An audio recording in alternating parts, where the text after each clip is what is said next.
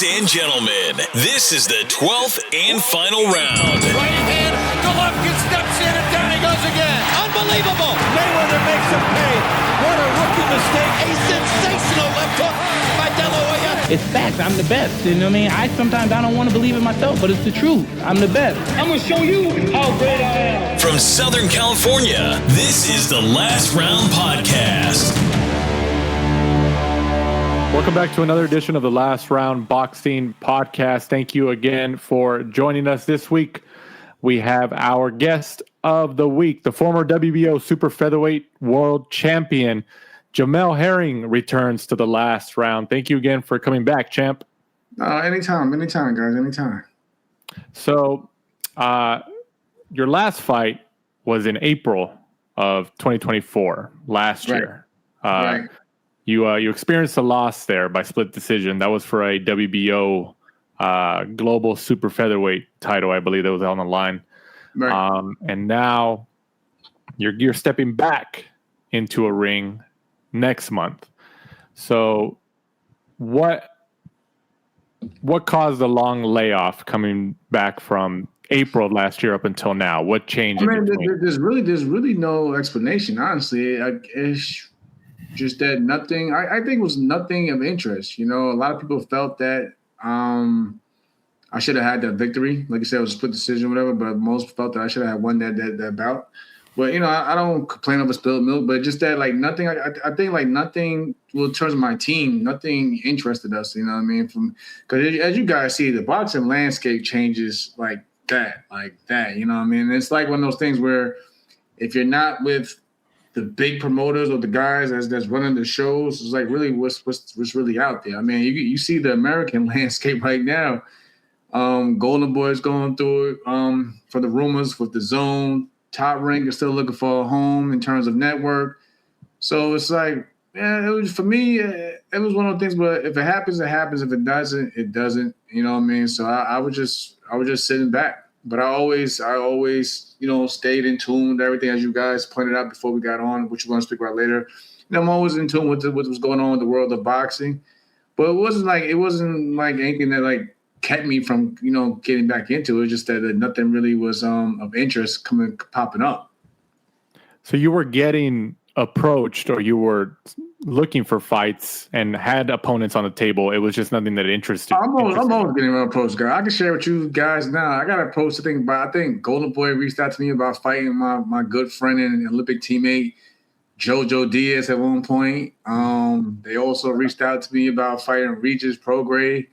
I got calls from the UK maybe a few months ago about fighting Eubank's cousin out there at 140. So I I have been like, but it was like now, you know what it is? Like people started seeing me getting back in the gym, and they just automatically assume, oh, you know what I mean? So like that's when I will say I am blessed. Like I am blessed to still get calls and like, you know, things that pop up every now and then. But it was just that, like for me, I was more of a guy, and as you guys follow my career, that's more interested in more of legacy. So it was never just about, you know, just making a dollar. I always felt like it has to make sense, and like, okay, we win here. What's next? I don't want to just do it and then disappear off the face of the earth again. So it was always those things. Like I always needed like a roadmap to, you know, to motivate me in order to go from plan A to plan B and so forth.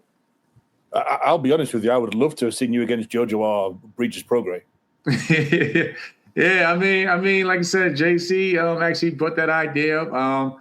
He actually made a call. Actually, not too long ago.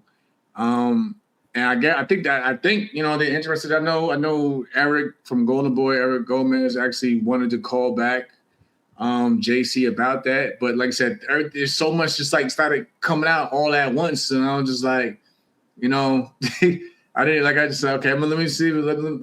They're busy right now, respectfully. So let me just focus on what's in front of me right here. But there's always things popping. Like I said, the Harlem Eubank fight popped up in the UK. You know, as you guys point out, I went to Australia, so I fought in the Olympics. I went to the UK for the Olympics. So it was never an issue to go to the UK. I got a good, decent fan base out there anyway, so that wasn't an issue. But I think what happened with them, my team made an offer and they were interested in it, but the network just couldn't match it because, it was the end of the year.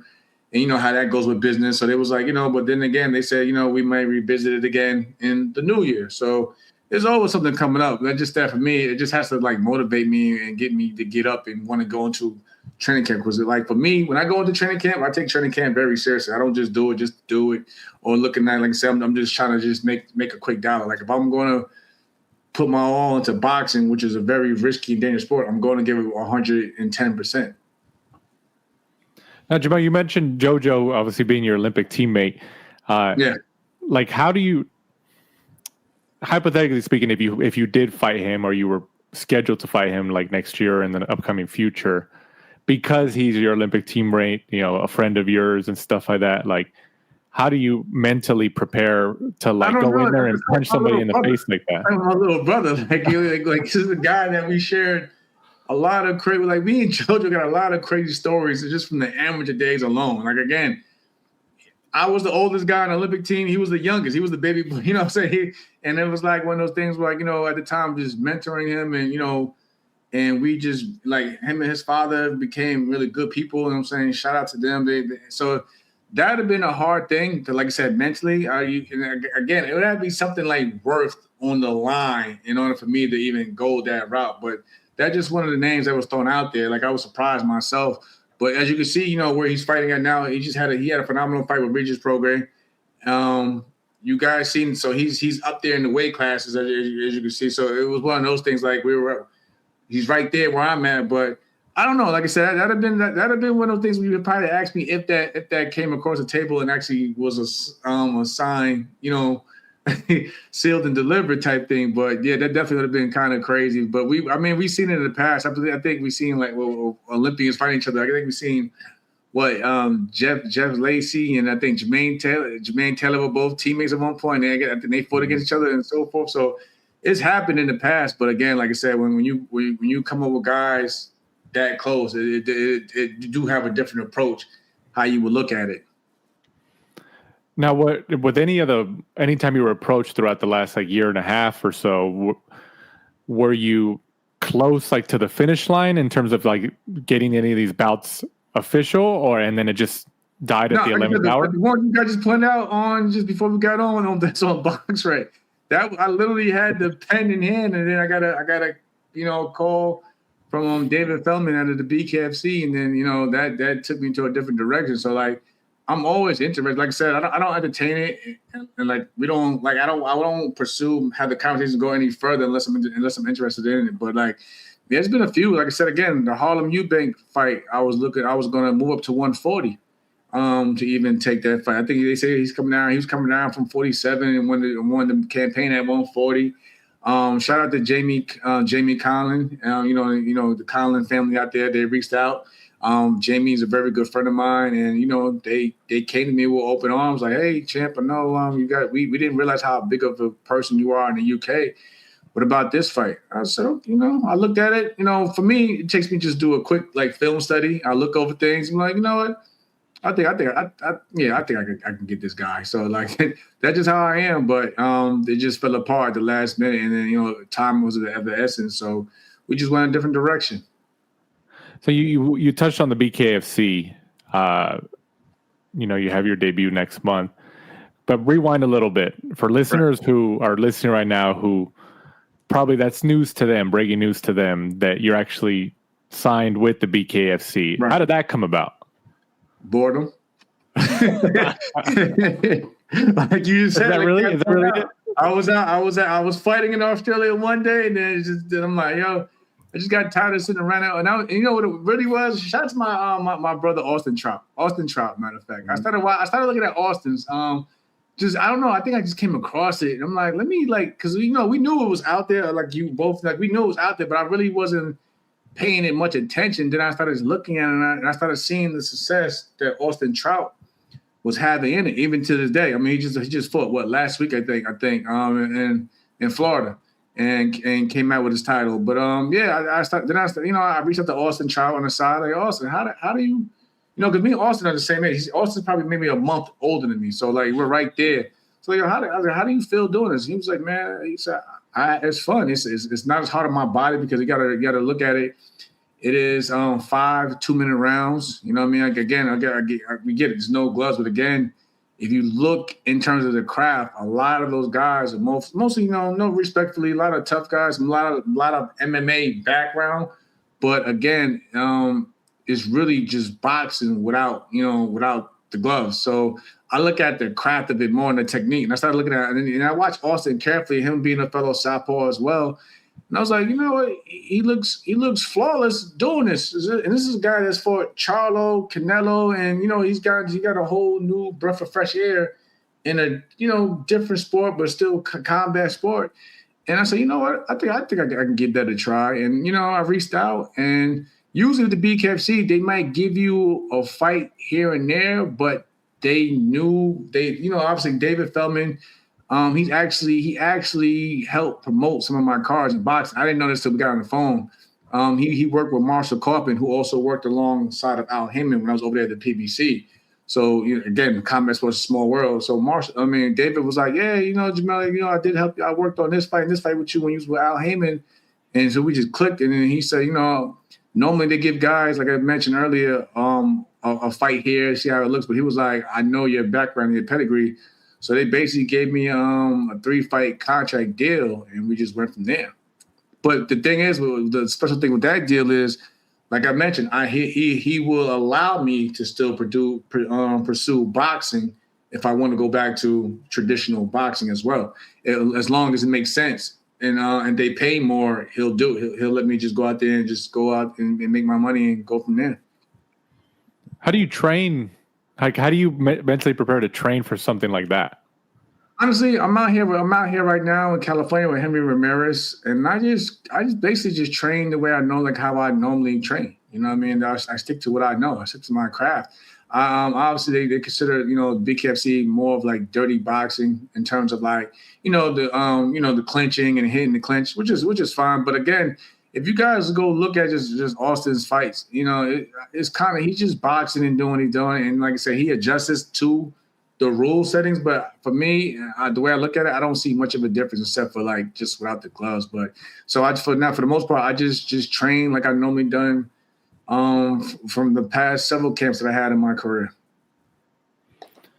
You mentioned Henry Ramirez. You're now linked up with Henry Ramirez, the trainer, who's known for coaching like heavyweights such as Chris Arreola out of Riverside, California, and all that. How did that come about? Did you talk to different trainers and then decide with Henry, or what happened? Funny. I'm glad you guys brought this up. Shout out to Terrence Crawford, man, and Terrence Crawford, Bomac, because I actually reached that back to them.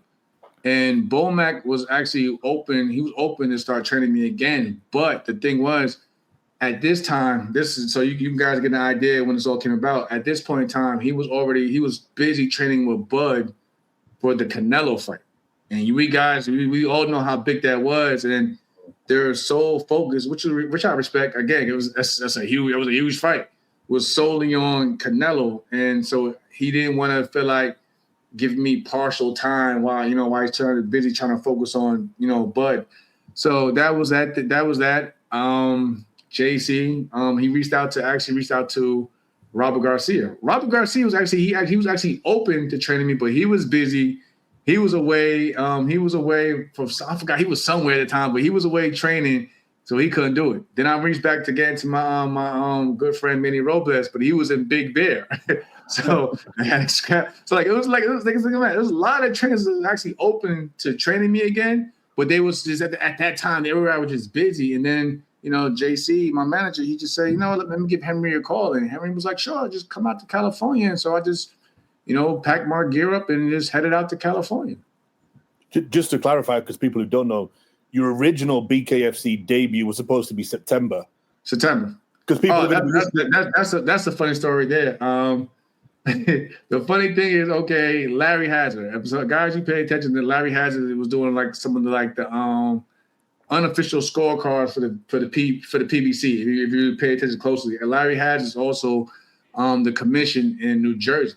I was supposed to make my debut out there in New Jersey, but Larry Hazard seen my name came across the table, and he said, hell no, because the competition level and the skill level that in the BKFC actually offered several different names, but Larry, knowing my background from the Olympics, being a world champion, he was like, I don't want this on my hands for a guy like Jamel to come in and he might, send somebody to the hospital. So we didn't want that. So it was hell just trying to like that's actually the main reason why I never did my debut with the BKFC, because the levels from who I am to what they have offering, it just didn't match up to the point where I was like, just give me somebody that's in the top 3 if that's the case. Then, but the commission, it was mainly the state athletic commissions that just wasn't trying to do it until recently. Now, well, I actually did have to sign. I actually signed a contract that sealed and deal to make a fight.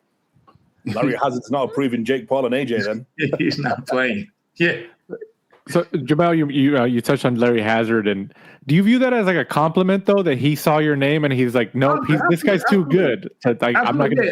At first, because when you're in mid camp, it could be frustrating. Like, man, I'm already in like 4 weeks in, halfway through the camp. Like, what's going on? And so I get it.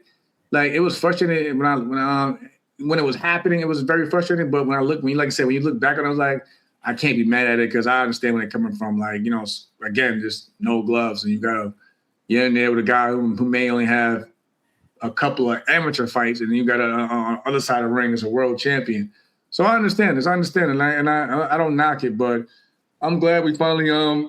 That's why it took so long now to get where we're at now. But I'm glad we finally got there, and now I'm just working and just taking it day by day. What was the first day with Henry Ramirez like? It was cool. It was cool. I mean, like for me, I can easily adjust like to anything. Like, because like Henry gives you that respect for who I am and what I bring to the table in terms of my own experience. So it was one of the things where he wasn't here to try to change me. We just wanted to, get in shape, tune some things up again, work on the chemistry in terms of our personalities, and go from there. Like again today. We had a good day today in the gym, sparring. And I came out, it was actually my first day because I just came back a few weeks last week. So this is my first sparring session. I had a good sparring session. He was happy with it. And, me and Henry, we just clicked. Are you, I'm assuming you're sparring without gloves or? No, I'm sparring with gloves. I'm looking again. I still got to keep my hands intact. So definitely, like again, it's just for me, regular boxing in the gym. I mean, like I said, we might bring in like guys, with an MMA background to get like, the grappling and the clinching system down. But other than that, it's just regular boxing training, implementing the game plan. Like I said, again, for the most part, I look at the BKFC since there's no gloves. You really can't guard or block. So you got to be more like, you got to like I said, with Austin again, head movement, just lateral movement and things of that nature, and just being smart. So the first time that you're going to fight without the gloves will be on fight night? Yep. Does that make you nervous? Nah, I'm a Marine, so we're crazy. Doesn't bother me at all. I think it's one of those things like, for me, it's like once I like get hit, on the arm or something, and I get like an idea of what's going on, then I make that adjustment and and go according to from there. So like we talked about January 17th in the new year 2026.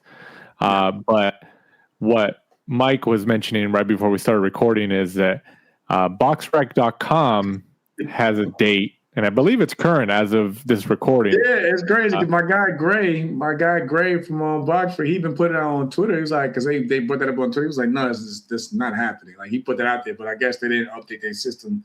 And it's funny that they even put that out there because, like I said, I didn't sign anything, and it's not a knock to them. Shout out to Salida Promotions. I know they were we were really working out a deal to do the fight, and I had no issue with it. But we just again, I think if I'm being honest with you guys, I think that David and the BKFC got wind of it, and they came back with a better offer real quick. Because like I said, the day I got the contract, literally, David had sent me a text message and was like, "Hey, January 17th, the main card, the zone, this is it." So I was like, I had to go that route. That's exactly what I was going to ask. I was like, he probably got wind of it. And come on, like, this is a small world, And again, like I said, David Marshall Crawford was actually the one that actually contacted me about this crazy thing about it. Like I mentioned earlier, David and Marshall worked together when Marshall was promoting fights with the PBC. So I don't think it's a coincidence that day that when I got the contract emailed to me, David reached out to me and was like, "Hey, I got something for you. Let's work." So when you compared the standard boxing fight on the 22nd to the BKFC one that you got up from David, obviously the BKFC one was more appealing. Yeah, it was more appealing because, again, there's a plan. I mean, even now, my contract may change after this one because it might go from, okay, he got his feet wet, he got used to it. Now we want to put him in the title contention. And, the title contention means bigger things. And no disrespect to Salida Promotions, we did have an agreement in that contract as well. Like, no matter the outcome of the fight, they will bring me back. But it just still like it wasn't much of anything but that. You know what I mean? Do you have any like your close friends or family who are like trying to persuade you not to do this bare knuckle fighting because they're like nervous for you? It's actually no. I'm actually surprised. I'm actually surprised. You're surprised. That's a good point. Like I haven't heard because I gave. You know what it is? Because like. When I speak with my family, and because when I'm in it, like with the sport of boxing, I get them all involved in it to like look at certain things in terms of like tape study and how things work. And they're looking like, oh, you'll be all right in that. You'll do good in that. It's not and it's not grueling on my body in terms of like 12 3-minute rounds. Like I said, it's the most 10 minutes of fighting. And if you really look at it, the output is not as overwhelming also because there's no gloves. So you probably feel like guys try to conserve their hands a little bit more. So in terms of boxing, it's always pounding and pounding and pounding. And I also seen like an interview from Paulie Maliaji, who also kind of pointed that out as well. Like, especially him being he's older than me. And he basically said like, like I love to fight, but I don't want to go through camps and still do 12 rounds and put my body through hell and, this, that, and the third. So I understand where he's coming from on that point. So everything has its pros and cons, of course. I think if anything, you're susceptible to get more cut, of course, because it's knuckle. But again, for me, I'm not really trying to be there to go toe to toe and like make a brawl. Like I just want to stick and move and still do what I got to do, and move forward from there. Is there anything new so far in training camp? I mean, you don't have to divulge specific details, but is there anything new that you're doing or Henry has you doing? Like I mentioned earlier, like I said, bringing in probably MMA guys in terms of the clinches, because like I said, if you look at the guys like the clinch and wrestle a bit and try to hit with the free hand and stuff like that, and they'll allow it as long as you're, what I'm saying. So that's really it. But other than that, like I said, I look at guys like Bryce Henry. He has a boxing background. He just sticks him. He loses his height, his range. He doesn't really get in the clinch. Nathan Rivera, he's another guy I was looking at in terms of getting a fix in my mind on how to approach the opponents in the BKFC. And again, like I said, Austin. So those guys, I look at mainly with the boxers, the guys that have their boxing background, and how they adapt and overcome in the BKFC and still find success. Now, you've touched on repeatedly with Austin Trout kind of being your point of reference, and you've talked to him. Were you aware of BKFC even before him, or was he the first taste that you kind of noticed? I think that he was really like the first real, you know what I mean? Because again, I follow Austin on social media, and so everything, of course, stuff pops up on my thing. I'm like, what's going on here? So I started looking more, and then I did my own research. You know what I mean? Then I started looking. Okay, I'm watching. And then you guys see it also. You see the crazy grueling fights. I'm like, okay, that's not what I want to do. Don't want to fight like that. Don't want to do that. So I'm like, okay. So I thought I went from Austin to, okay, let me look at these other guys that's at the top level and seeing what they're doing. And I'm starting looking at, okay, I can tell he's a boxer. Okay, I can tell he's a former UFC or MMA background, but I can see that he has some type of knowledge of the fight game and the things what he's doing. So I started just dissecting and just studied learning and processing things for like, I mean, like, guys, seriously, like, I can sit here and like watch film for hours. If I'm sitting there late at night, I'll pop up my laptop on my phone. And I will sit there and just watch fights over and over and over. And I see what's working, what's not working, what to avoid. Okay, what they're allowing that they wouldn't allow in boxing. So get that in my head. I just go from there. Do you think that, I don't want to say it's going to be difficult for you, but do you think that, it's going to be a big, a larger adjustment? Because, we talk about the clinch and you're not used to hitting in the clinch because of how boxing is. Like, do you think the first time you get in that ring, I mean, you're going to prepare yourself as much as you can, but there's going to be moments where you kind of revert back to traditional boxing style, and then you're going to be like, oh, you know what, I can't do that. Yeah, of course. Again, Austin doesn't really do a lot of fighting on the clinch. Like, he's smart about it. I mean, he'll get a few shots in, but then he'll tie up, to make the referee force to break. So those things that I look at that Austin's been doing, and then he'll put it. If you really watch closely, he'll put his head on his opponent's shoulder, so that he stays out of the way of getting hit with something that he doesn't see, to force the referee to break the clinch. And he'll go back to boxing. He'll go from there. And by the time you look at it, the round is over, because it's 2 minutes. And like, Austin just mainly pops, jabs, sticks, move, lateral movement. That's not the thing. A lot of guys don't use just the basic fundamentals. A lot of the guys go in there straightforward, straight line, and just looking for a solid knockout. I mean, you got a few guys actually know what's going on, but again, you don't really see the guys that's like really experienced with fighting. You don't really see a lot of clinching. It's just the guys that go straight in from both sides head first, and they just going out there throwing everything at the wall that really that make it to like a real brawl. Is he going to be ringside? I don't know. I didn't reach out. I got to reach out to him, but I know, like I said, he just had this fight. I know he's probably resting or whatever, but I know he'll be watching, because again, we talk on and off about everything that's going on here and there. So you mentioned JC, who's your manager of media, handles your media and PR and all that. Was he approached by BKFC and then he contacted you, or were you contacted directly and then told JC? Like, how did JC react? I think I actually reached out to him about it, and then we just happened to know friends within, because we got a friend that works closely with the UFC and Dana White and things of that nature. So and our mutual friend Julian, he's like really involved with a lot of just combat sports, with his Dana's crazy the slapping whatever competition to he has fighters on the UFC roster. And I think Julian, he had a fighter, Jessica Evil Eye, that when she made her debut on the BKFC around that time. So it was just an easy contact, just to get into with them about things, sitting down with them and talking about, okay, me pursuing it and going from there. So again, it wasn't hard to really reach out to them and like, get something, to get some ink on paper, really. 5 years ago, would you ever see yourself doing this BKFC? 5 years ago, I didn't know it existed. But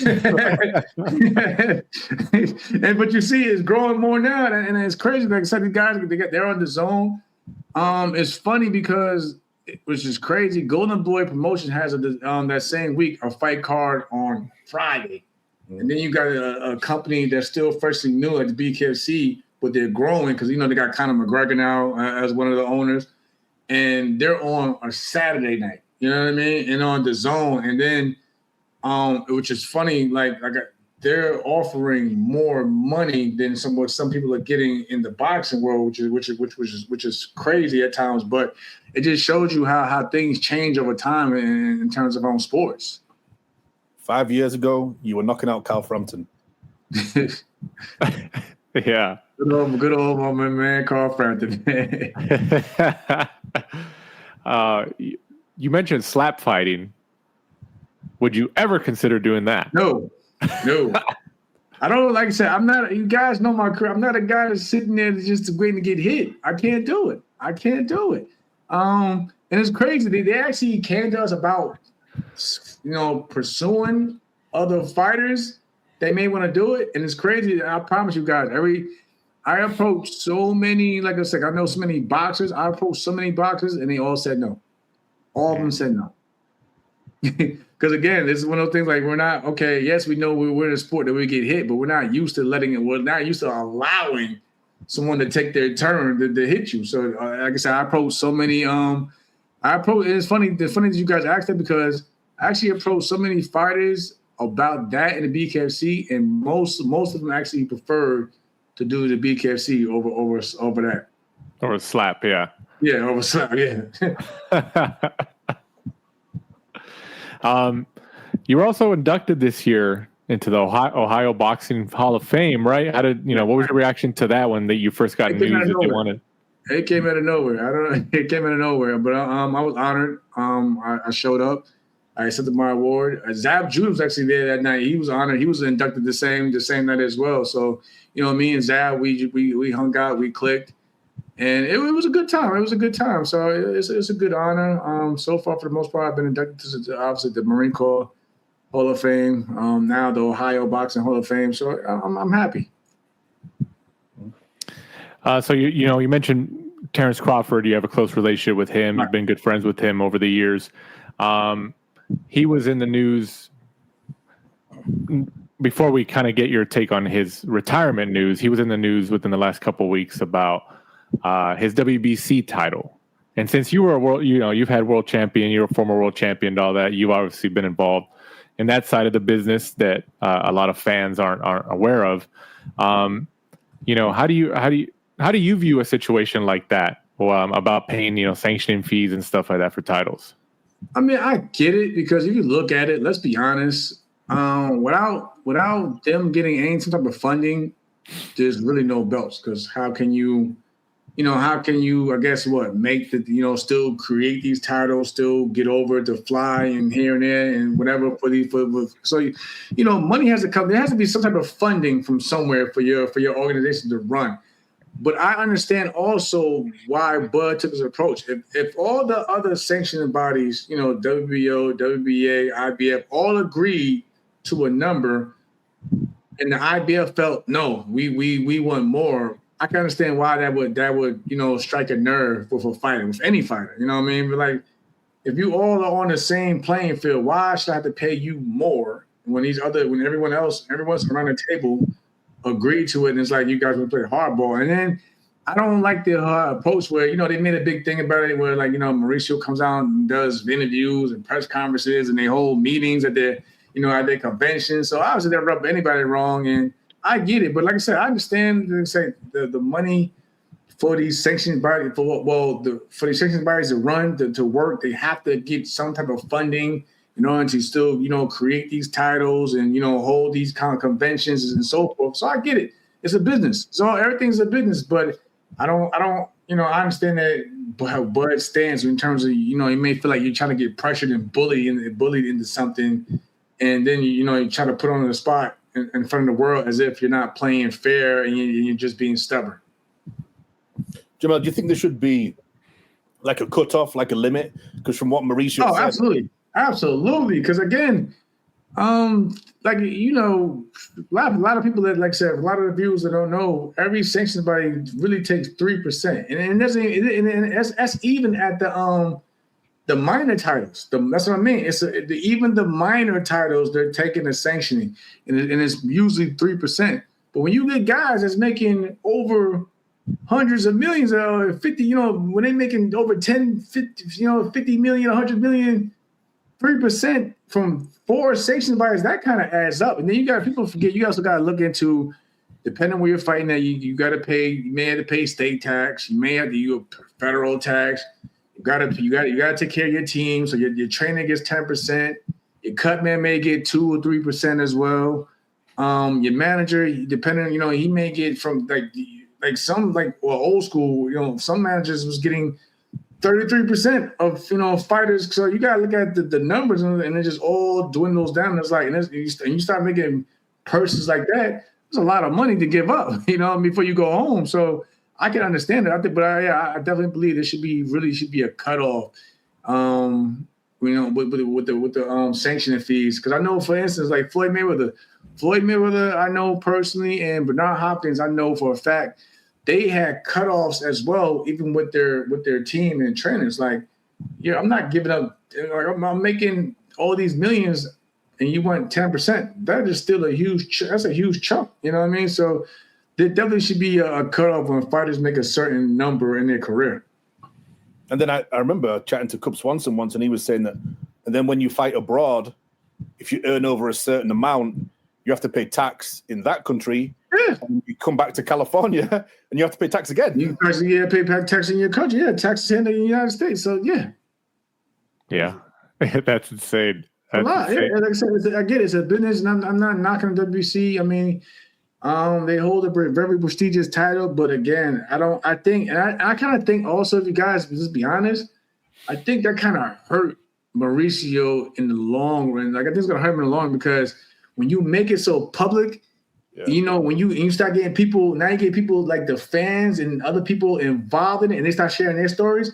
It kind of puts a target on your back now. Instead of you just being quiet about it, now you get the fans involved, especially with today in the world of social media.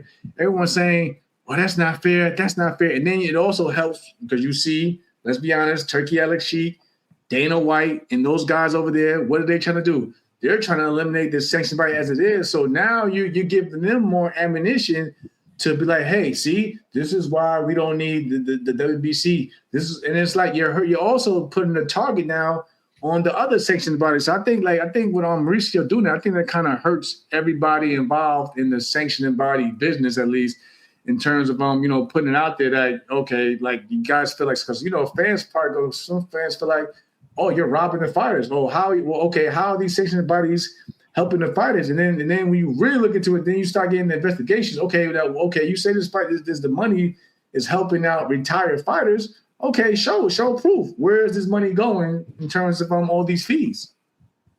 Yeah. Jamel, you brought up Dana White, Turkey Alex Sheik, TKO. They've obviously not been shy about making known that they want to create their own titles. They don't want to associate with the sanctioning bodies. You, as a former world champion, professional fighter, been in the game a while. Is there a balance in satisfying both sides of that argument there, or what do you think? I think it's going to be an uphill battle. It's an uphill, especially with TKO. I'm gonna be honest with you guys, because I was talking about JC before I got on with you guys. Him and Henry were having a conversation. Henry is still on the ifs, on the. Because he got fighters in the gym and young fighters, of course, and they're looking like, the TKO just sounds kind of good. It's Zuffa boxing sounds good, like, but if you got the old guard, of course, no disrespect to Henry, but like the traditional way, some trainers and fighters still think that. I still want to go this route in terms of boxing because we know that IBF, WBA, WBO, WBC, that's the route we want to go because that's what we know.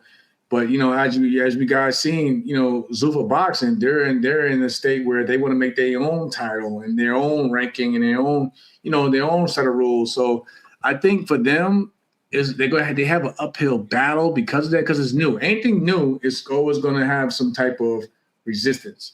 So, but I get it. They're bringing in money, but it's not the money. You guys know it. It's not always the money. You got to actually bring some star power, some fighters that people actually want to get up and see.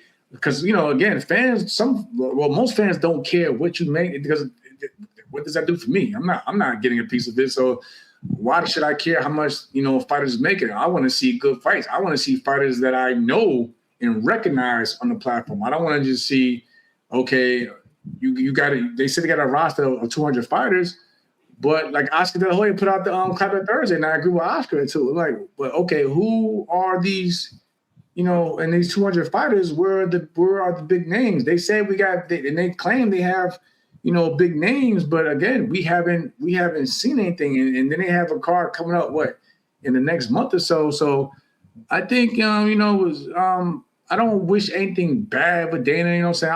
I feel like anyone coming into boxing, if it helps build the sport that we all grown to love, I'm fine with that. But again, I think you can't just come in and try to make this huge statement and not make put anything out there with some type of what's the word?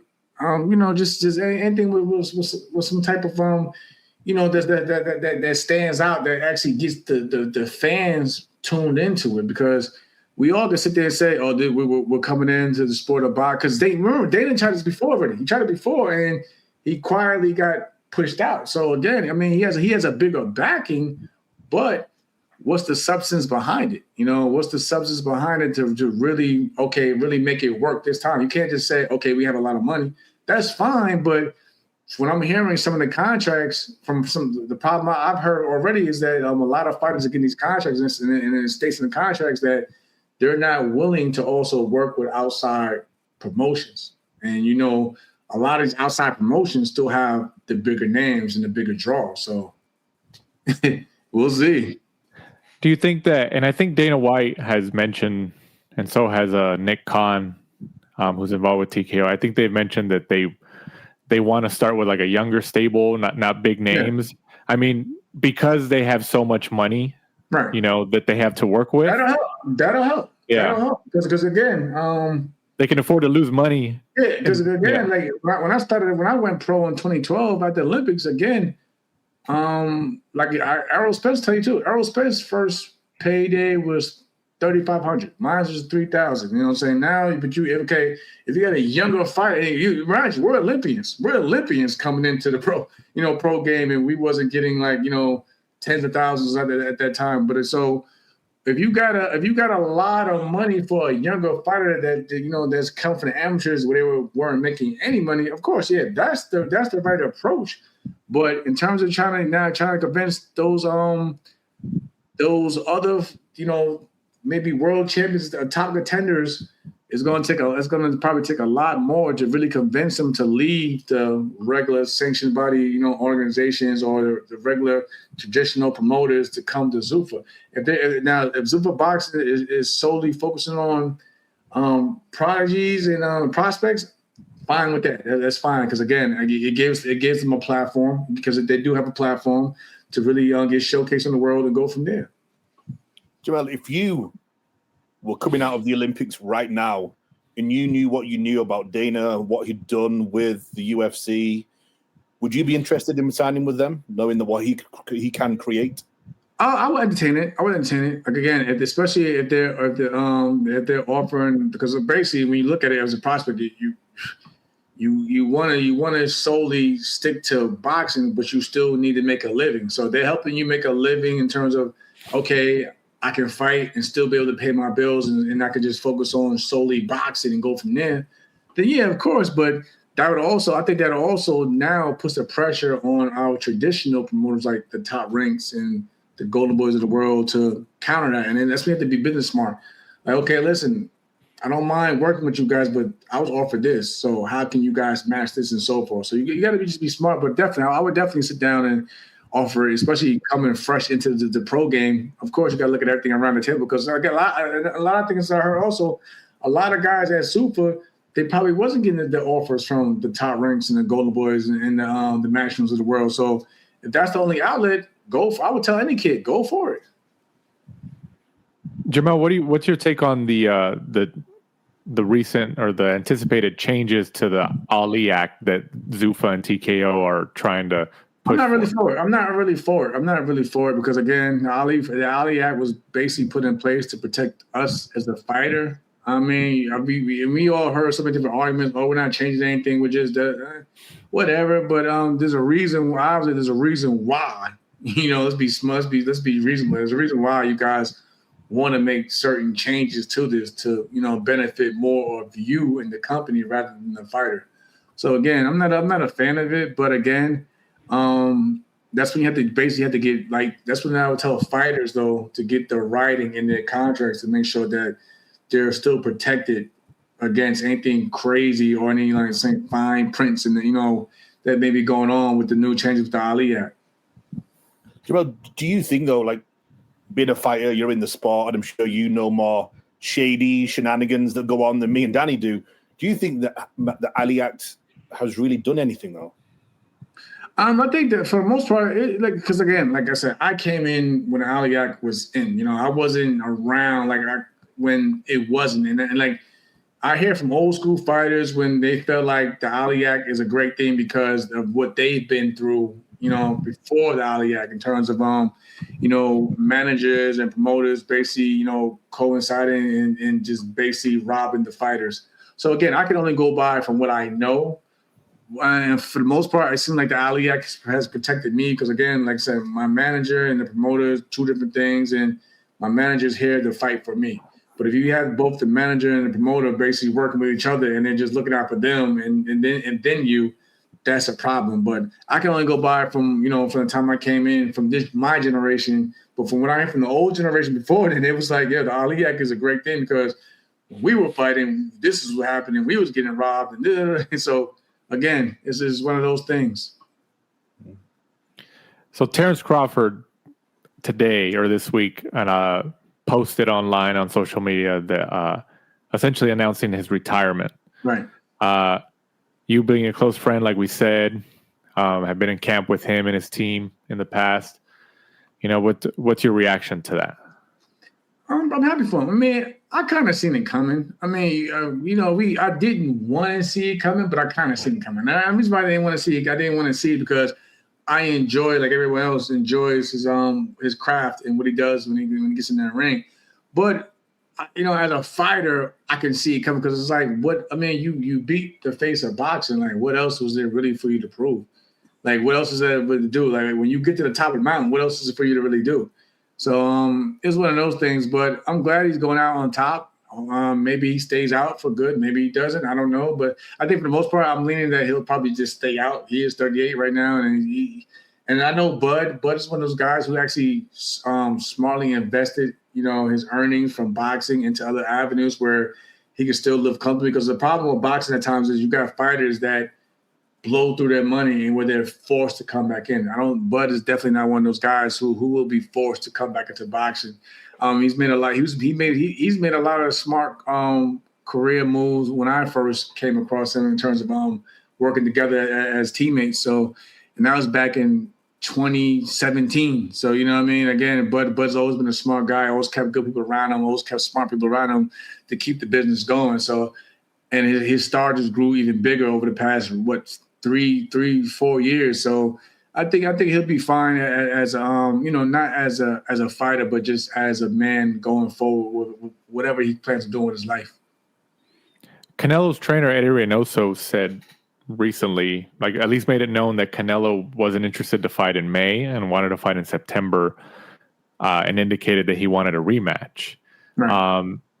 Do you think Crawford took that into account? Not that we're not going to say he's scared. No fighter's scared, but it's also like, well, no, from what I know, speaking to the team, I still speak closely with them. They were definitely still interested in the fight, but I think it's probably one of the things he probably, like I said again, because if you look at it, remember now, he was even looking at Janibek. But I think if I'm being honest with you guys, I think when Janibek went through the issues that he's going through with the whole failed drug test, I think that kind of took the motivation out of Bud from sticking around. Because again, ring rust is a real thing. The longer you stay out, and you know what I'm saying, it's hard for you to adjust, especially when we're getting older. Father time waits for nobody. So I think it's one of those things where, he just didn't want to wait that long. And then also there's no Janibek fight now or whatever, or even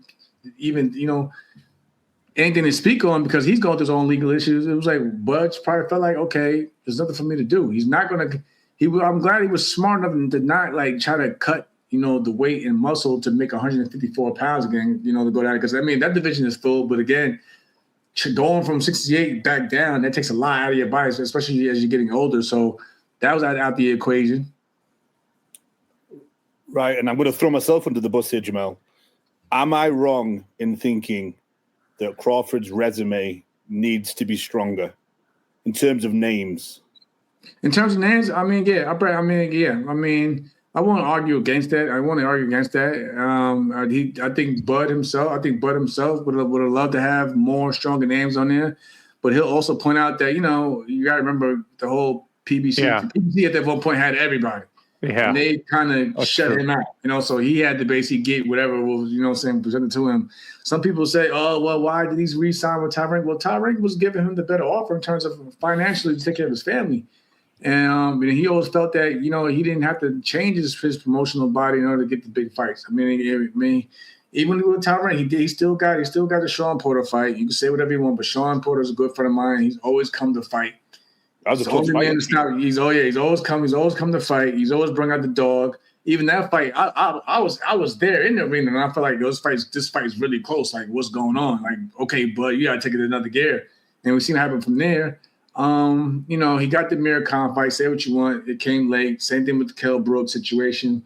But again, like I said, I would love to have seen him fight Keith Thurman, Danny Garcia, all those guys. But it just never happened. But I'm still glad he got the Spence fight that really, I won't say needed, but solidified the legacy in terms of the undisputed, because he needed Errol. Errol's a good friend of mine as well. He needed Errol to get that status, becoming the only 2-time undisputed in the full belt era. And then again, he looked around the room after that fight. He got a belt at 54, but he wanted something bigger, and that's when he got the Canelo fight. But again, I'm not arguing with you on that one, Mike, because if you look at guys like the Floyd Mayweathers of the world, Floyd Mayweather has another great, but his resume obviously has a lot of more notable names that we can recognize even today. So I get your point. I was kind of concerned because I don't want that smoke, and you live in Riverside, you're not far away. No, I'm good. Jamel, kind of to put a bow on the Terrence Crawford retirement thing, just because, like I said, Eddie Reynoso, Canelo's trainer, said that he wants to rematch in September of next year. He was going to skip a May fight. If you had to put a percentage chance that Terrence stays retired and doesn't fight Canelo in September, what percentage would you put on that? I'll give him a 60. I give him a 60%. I give him like I said, there's a lot of money on the table. Yeah, right? We point it out. We seen Bud interview said when somebody asked him if Jake Paul offered you this, because first they said, would you fight Jake Paul? He said, no, it's weight class for a reason. Okay, what if Jake Paul offered you $100 million? I'm fighting Jake Paul. So yeah. So again, if they offer him the right number, I'm pretty sure he might. Because again, him and Canelo will be in the same timeline, because Canelo, his last fight was Canelo. Their last fight together was against each other, of course. So they still be in the same timeline. So I can see, okay, whatever. Because I'm glad you actually pointed out, Danny, because I didn't know that September, because I was looking like, why would Canelo want a rematch so fast? Because I was thinking, in May after surgery, because like as a human being, not as a fighter, as a human being, you'll still look at, oh well, if I had surgery on my arm, maybe I don't want to, risk throwing this or that. So you probably be hesitant. And I kind of felt that was dangerous on Canelo's end to even take that risk. Like, why would you want to, put yourself in a position to where you'd be hesitant to throw that arm because you just had surgery? But now that you said it was in September, okay, it makes sense. So now you can heal. You can probably, test it out yourself in the gym, working on things, with your trainers, and see how you feel from there. And then be like, okay, all right, I'm good for September date. But who knows? I think again, if you're asking me, and I'll probably get yelled at by Bud, but if I'm being honest with you guys, if you're asking me, I think, in my personal opinion, when they was talking the rematch, as a fighter, I think that he wanted a number. They couldn't, promise him that number. He was like, okay, all right, whatever, fine, it's done. Then I'm good. I'm good with it. I'm fine. I'm going. Right. That's just my personal belief. I think again, because he was all for the rematch. Remember, we all know he was all for the rematch, but I think he wanted probably that Canelo number. And who knows, maybe they probably couldn't promise him that same number, because you still got to pay Canelo a huge chunk of who he is. And plus, they already have a contract in place for Canelo, as we all know. So they probably said, that's too much. We can't do it. And he probably said, all right, whatever, bye, I'm out. Yeah. Well, a lot can happen between now and, July, August, right before September. So I mean, even the great Floyd Mayweather and Manny Pacquiao came back. So yeah, exactly. I mean, they even talk about a Pacquiao Mayweather card again. So like I said again, well, boxing, you guys know anything's possible. Yeah, absolutely. We wanted, before we wrap up here, Jamel, we wanted to get your take on some fights that just happened this past weekend. this past weekend, the 13th of December, from the Stockton Arena in Stockton, California, on DAZN. Diego Pacheco, you tweeted about this fight, Jamel. Diego Pacheco got the unanimous decision win over 12 rounds against Kevin Sadjo by scores of 116, 111, 117, 110, and 115, 112. What'd you think about this fight, Jamel? It's not a knock. I'm not, because Diego's a good guy. He's a good dude. I like Diego, but honestly, with you guys, actually, I turned it off. I think I turned it off like in the 5th, 6th round. Like I seen he was winning. Don't get me wrong. I seen that he was cruising to a victory, but it just wasn't. I don't know. It was just too much. It was too much clinching for me, and it was just like I was thinking like, Diego, like you gotta work on your inside fight game, because that's, I mean, to the credit of his opponent, I'm not knocking it, because that's the only way he could try to win. Is get in there, make it rough, make it ugly. But I expected to see, Diego, especially going from prospect to contender or top contender, to make those proper adjustments to be like, okay, he's ready for that next level. I'm not saying that he's not, but I just expected. That just tells you how much I expected more of him, because I respect Diego and his craft and how good of a fighter he is. I mean, he beat my good friend Steven Nelson. Fairly fair and square. So that was a good fight. So I expected more from Diego, because again, you just seen the man, the pound for pound guy. He just retired, so all those belts are out there now for grabs. So I was expecting, okay, for him to go from top contender to be placed in a world title fight. I just wanted to see more. Do you think him being now 25-0, like, it's time? It's time. Let's be fair, guys. You see a lot of these young fighters now. They're like 11-0, and they're fighting for world titles. You know what I mean? So it's definitely time for Diego to basically step it up and go for it, bro. What do you have to lose? Right. Also, Joe Cordina gets the 19th win of his career. He is now 19-1 with a 12-round unanimous decision win over Gabriel Flores Jr. The scores were 115, 112, 117, 110, and 114, 113. This was for the WBO International Lightweight Championship. What did you think about Cordina's win here, Jamel? Between us, Cordina was actually a guy that they was talking about fighting when he was the IBF featherweight champion. So that was, and I know Joe. I know Joe from the amateurs. It was crazy. The USA team and the UK team basically shared the hallway together during the 2011 World Championship. So I've known Joe for quite some time, and between us, me and Gabe Flores have not had the best relationship. Saying that right now. So we have that kid. I don't know, that like me and that kid have not had the best relationship over the years. Again, but I credit him for stepping it up. I knew what Joe brought to the table. Gabe definitely brought out a good crowd. He brought a good crowd out there. So people still are really behind him. But I just felt that the experience would be too much for Gabe. And shout out to him. He did hang tough. I know the 11th round, it looked like he was about to be on the verge of being stopped, but, he did hang tough in there. I was just kind of like baffled that he felt that he got robbed or slighted. Again, it's like nothing against him, but I think he just stuck at it. I think like all of his losses is like, it's like because he was stuck at like a certain level. He hasn't got over that hump. And there's nothing against his father, I think. But I think he really needs to like look around and probably make some changes within his team as a whole, though, to get over that. Because you guys look at it, guys. He's 25 years old, but it seems like he's like an old 25-year-old kid, because he's been in so many wars that young in his career already. So it's like one of those things like, where does he go? Like seriously, where does he go? Where does he go from here? Where does he go from here with his career? Because he's been all of his. For most of his losses, he's been like banged up, and like he showed the signs of wear and tear as a young fighter. I mean, that's the reason why Tyrank had to let him go, because he's been in so many wars, just like 2 wars alone with Tyrank that and never forget Brad Goodman, matchmaker. Tyrank told me they didn't want that on their hands. Like they felt that the father was going to basically put that kid in a lot of harm, in danger with his career, and they didn't want their hands They didn't want, put that on their hands, and I can respect that. And you've seen it. Why? You've seen it over the past weekend. Why? Like, instead of maybe saving your son, you keep putting him out there to go, take more punishment. His style doesn't match his lack of power. Yeah, it's crazy.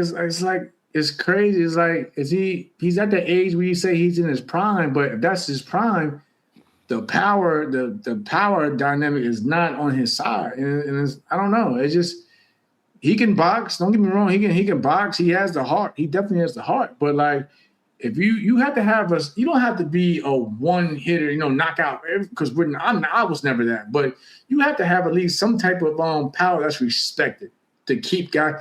When have we ever seen Joe Cordina just walk? Joe Cordina is a boxer. Joe is a boxer he can box on the back foot, and he can counter punch. When have we ever seen Joe Cordina for 12 rounds walk anyone down the way he did with that fight? Take punches, and because Gabe hit him with a lot of some good clean shots in there, and he just kept walking through it. So shout out to Joe Cordina, but like Joe, as an experienced fighter, he knew this. He knew this kid is not a big puncher. I'm going to take the fight to him. I'm in his hometown, so I had to take the fight to him because one of those scorecards was crazy close. Like I didn't, 114, 113, which is ridiculous. But Joe Cordina had the right mindset because he was going into enemy territory, but at the same time, Joe Cordina came out of his own element. And is this Joe's first? Was that his first fight at lightweight, 135 pounds at that? And even then, he was the bigger puncher than the guy who's been fighting at lightweight. Right. Yep. Yeah. Would you be open in the future to mending your relationship with Flores? I don't know. Like me, I don't hold grudges. It was one of those things. You know what it was? It was one of those things where I think it was in the same weight class. And this is when I first became world champion. So of course you got a target in your back, and I get that's part of the fight game. But it's just the way they went about it. You know what I mean? I'm always a respectable guy, and it's just like because again, we actually did things together in terms of when we was pushing when I had fought Lamont Roach. Me and Gabe were together promoting the fight, going to the VA, the Veterans Hospitals, the cancer. We went to go see kids fighting, cancer together and things like that. So I thought everything was good, but it was like once these people start getting, I guess that bug in their ear or whatever, and they start, feeling themselves, they get out of line, but they come off disrespectful. And it was like one of the things like, okay, I can't rock with this kid, But for me, I'm a grown man, so like I don't have no issues like mending anything. But it's like it just right now, like he's just not one of my favorite people. But if I see him, I'm not gonna like be the guy that like to give him an attitude or cold shoulder. If he speaks, if he speaks, I speak. That's just how I am. But I'm not. But at the same time, I'm not looking forward to like hanging out, sitting down with him like that. But if we come across each other, then if he shows respect, I'll give my respect. And then we wanted to get your take on this Friday, the 19th of December, from Miami, Florida, on Netflix. Jake Paul versus Anthony Joshua, which is actually sanctioned as a professional fight in Florida. So Florida is allowing this as a professional fight. So before we get your actual take on the fight, what do you think about Florida allowing this? This is Florida's crazy. What was it? What was the first one? That was it Georgia that said no? Georgia's the original plan, and they said no. Davis. Oh, Davis. Yeah. It's like, okay, yeah, but yeah, again, these fights are crazy. Like they're like, come on, man, like this, like even as an exhibition, like it's still contact sport. Like no, but Florida, hey, much credit to Florida. I don't have, but like, if you guys personally ask me, I really believe, business-wise, that Jake Paul back was against the wall to make that fight happen. I think when the Gervonta Davis thing came about and that fight dropped, they needed a big replay. Because let's be honest, the promotion wasn't going anywhere. People was crying. Not crying. People were just flat out just upset about that to begin with. So Netflix probably seeing, okay, this Davis fight isn't moving. Thank God we dodged the bullet.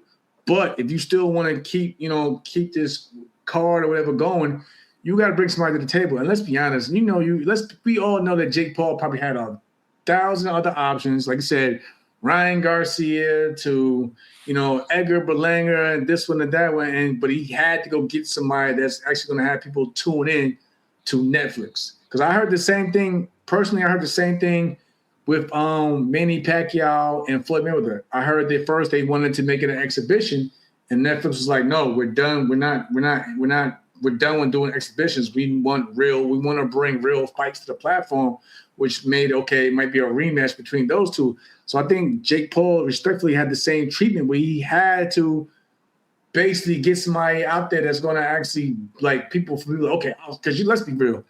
A lot of people want to see him get beat. A lot of people. So of course, when you like Floyd was a prime example. Play the villain role. We want to see you get beat, and we want to see you enable somebody that probably can potentially give you some fits in there and potentially beat you. And I think Jake was put in that same position. But I heard credit to Jake Paul.